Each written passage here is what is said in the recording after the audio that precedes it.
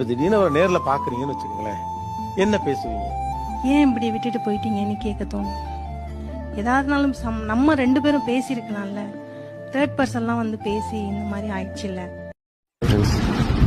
அதாவது என்ன சொல்ல வரேன்னா, இந்த அக்காவை பாருங்களேன், என்ன வயசு இருக்கும், இன்னைக்கு ஃபீல் பண்றாங்க.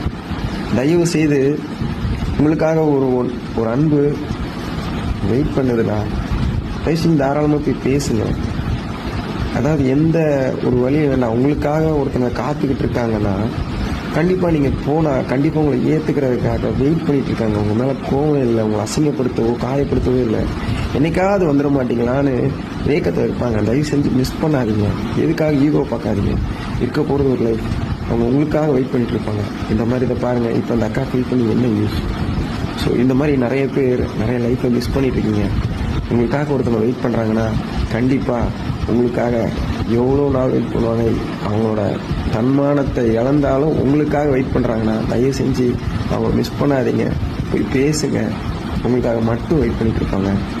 சந்தோஷமா இருங்க.